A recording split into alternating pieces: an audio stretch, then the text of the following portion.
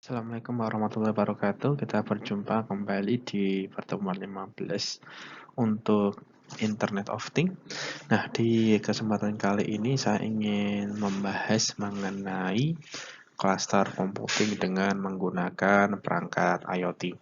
Jadi memang memungkinkan ya untuk kita menggunakan perangkat-perangkat IoT sebagai cluster computing.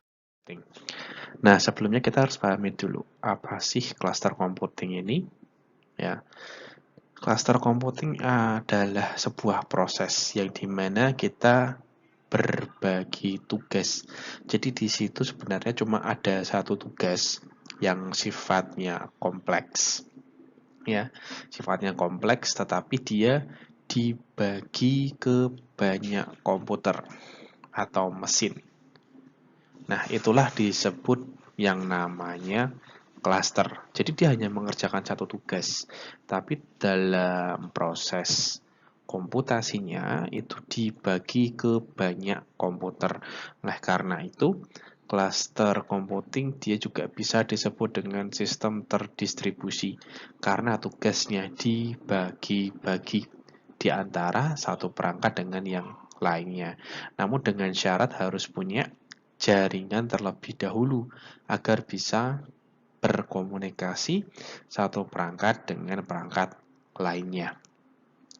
Nah, dalam cluster computing sendiri ya, dia punya berbagai macam jenis, ada banyak jenisnya.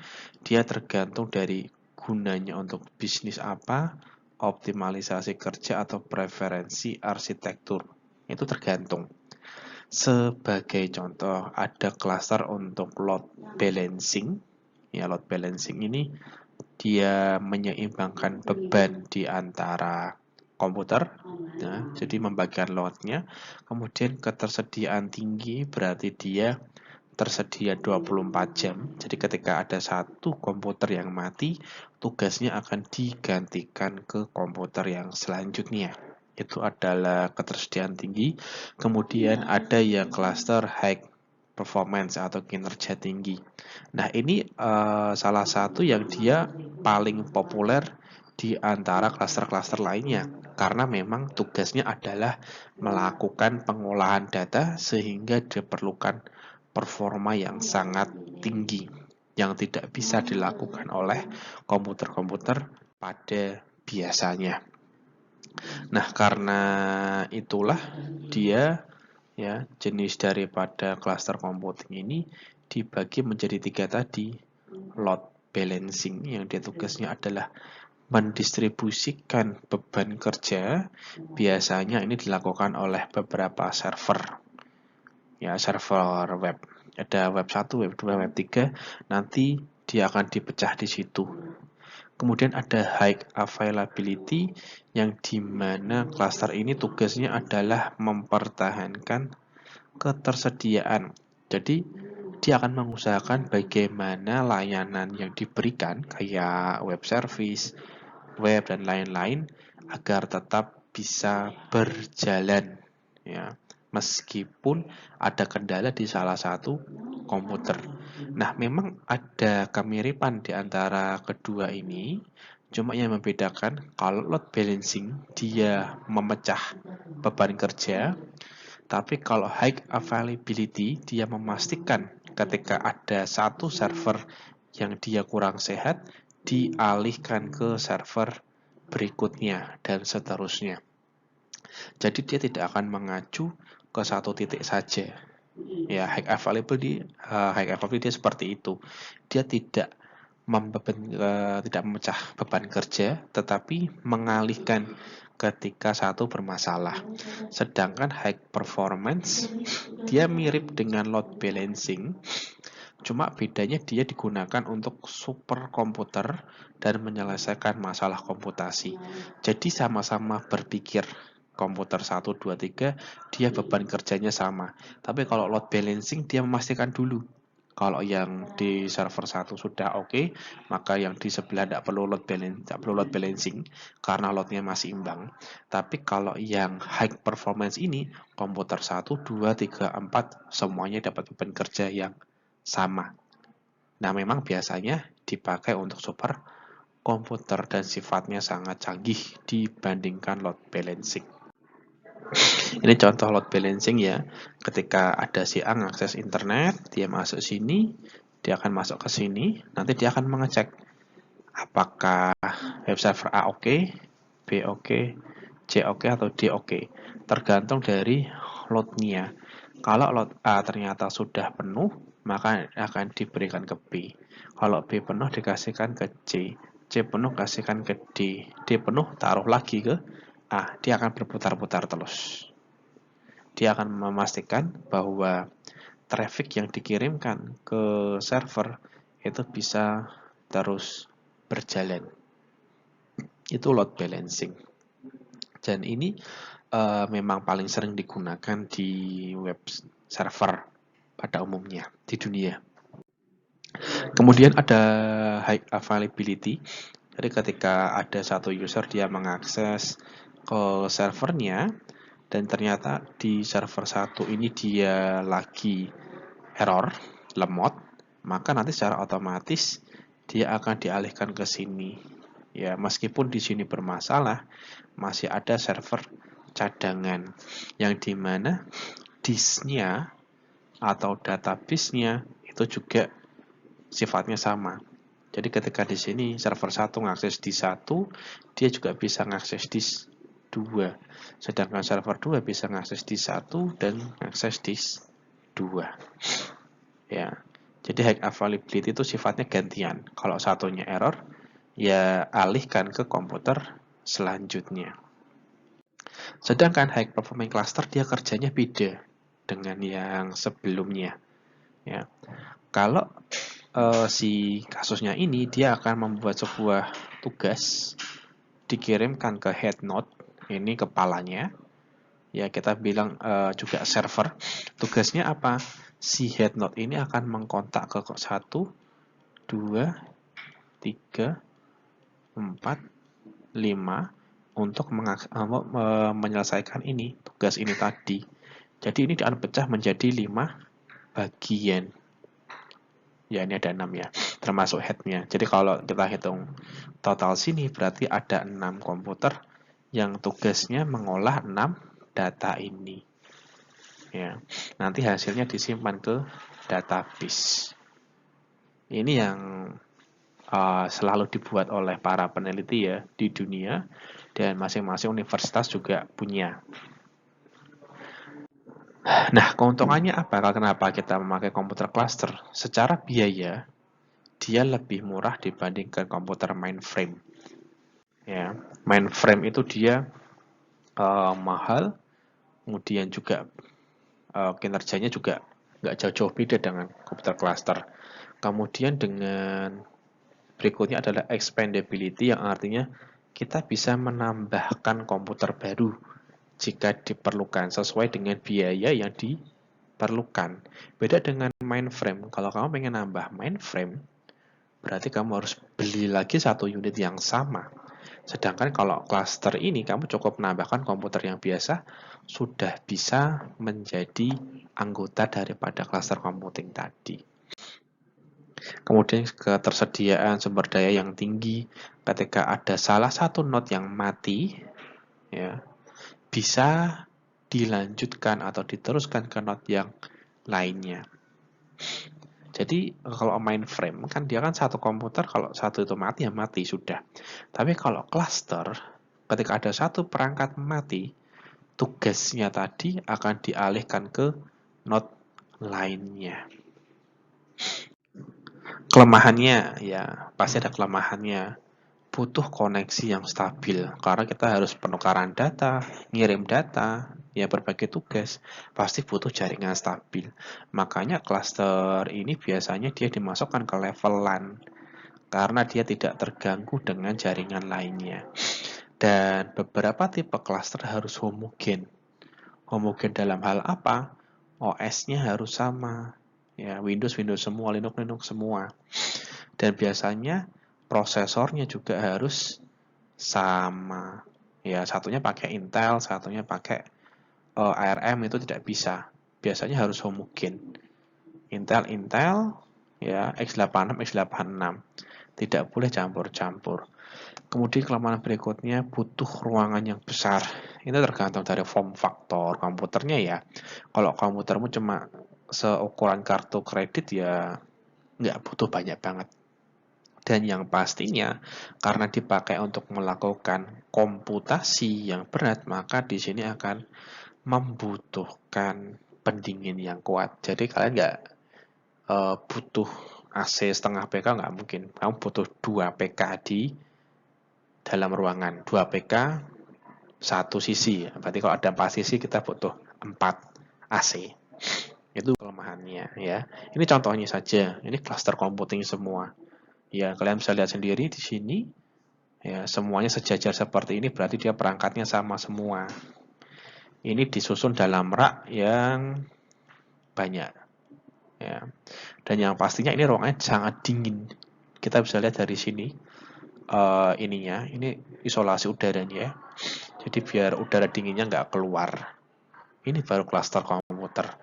Kalau yang benar-benar sifatnya profesional, ya, ini juga sama. Bisa dibentuk-bentuk tergantung kebutuhan. Nah, itu kalau cluster computing yang benar-benar diseriuskan untuk komputasi.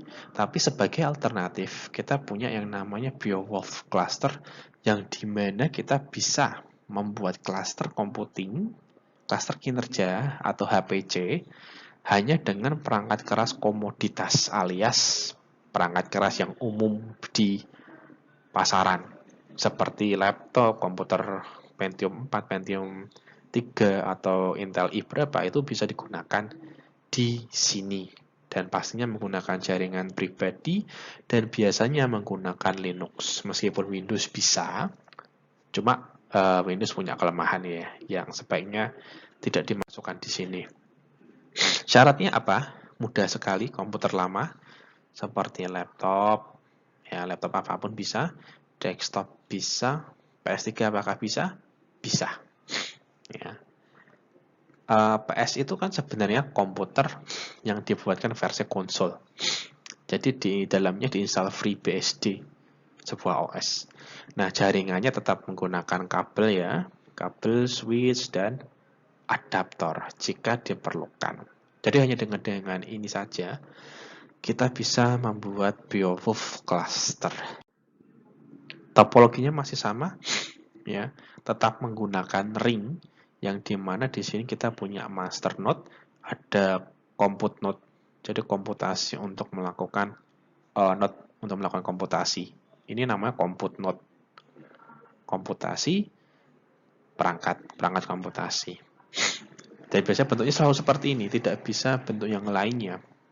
Ya, dengan OS biasanya adalah Linux karena yang paling mudah dan gratis. Nah, dalam komunikasinya sendiri, Beowulf punya protokol referensi yaitu OpenMPI. Sebenarnya ada satu lagi namanya MPI-CH, tapi kita ambil yang open source namanya OpenMPI. Dia digunakan untuk komunikasi sesama perangkat cluster. Entah itu mau mengirimkan data, membroadcast data dengan OpenMPI bisa dilakukan. Nah, MPI sendiri cara kerja cukup simpel, cukup mengirimkan satu perintah di satu perangkat tadi, master node, nanti semua perangkat yang ada secara otomatis mengerjakan itu. Tapi sebenarnya di sini ada triknya ya, yang dimana semua node tadi dia harus punya script yang sama. Jadi ada script yang harus di-sharekan. Biasanya yang pegang adalah masternya. Jadi masing-masing komputer dia ngelink ke storage itu, ngelink ke script yang itu. Nah, nanti proses yang dipecah tadi dibuat per prosesor tergantung settingan. Nah, misalnya kalau kamu punya GPU pakai punyanya Nvidia, itu kan CUDA itu kan bisa sampai ratusan prosesor. Nah, itu bisa dimanfaatkan di sini. Tapi memang biayanya tidak murah ya Nvidia sendiri. Nah, dengan MPI tadi ya, Message Passing Interface, kita bisa memecah tugas per proses menjadi beberapa subproses. Bisa berbagi data antar proses. Bisa menambah perangkat baru tanpa konfigurasi tambahan. Cukup diinstal, ya, SSH-nya disetting, kemudian didaftarkan di master. Nanti secara otomatis dia akan terdaftar di sistem. Ya, ini contohnya dengan Raspberry Pi Zero. Di sini ada 1, 2, 3, 4, 5. Ya, ada 5 perangkat. Nah, jika satu perangkat ini dia punya satu prosesor, satu inti, berarti totalnya di sini ada 5 prosesor. Itu baru Pi Zero.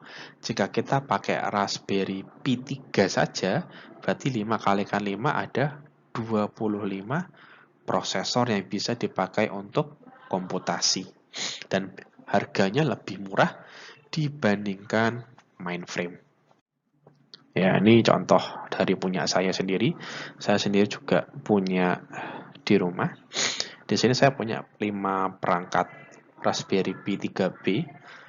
Ya, mereka terhubung satu sama lainnya menjadi satu klaster. Ya, masing-masing dari klasternya punya 4 prosesor.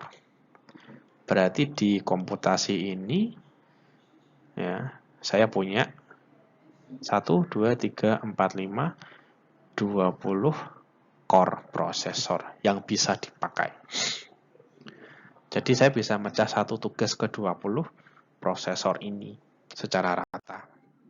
Ya, ini contohnya. Saya punya file test hello yang dimana tugasnya dia mencetak hello world di masing-masing prosesor. Jadi ada proses 1, 2, 3, 4, 5, sampai 20. Karena jumlah prosesor yang bisa dipakai di 20. Dan mereka tahu tempat mereka di mana. Ya. Saya di komputer ini loh, saya di komputer ini. Ya. Saya di komputer ini, saya di komputer ini. Jadi masing-masing bisa memunculkan dia ada di mana. Nah, jadi setiap satu baris ini itu terletak di satu prosesor. Ini di satu prosesor. Ini si satu core ini, ya. Jadi setiap satu baris ini dia muncul di satu core sistem yang ada di Raspberry-nya. Nah, karena kita berbicara soal komputasi di cluster computing, maka biasanya punya namanya benchmark untuk komputasinya. Kita kenal dengan FLOPS, Floating Point Operation per Second. Ini yang biasa digunakan untuk mengukur kekuatan komputasi sebuah prosesor. Namun karena tidak bisa menghitung integer, ya karena hanya floating point, berarti ya nilai 0, dia sifatnya adalah continue, bukan discrete, maka tidak bisa digunakan sarana komprehensif untuk mengukur kinerja prosesor secara keseluruhan, hanya sebagian. Jadi yang dihitung adalah kemampuan prosesor dalam melakukan kalkulasi bilangan koma atau desimal. Yang integer dia belum ada.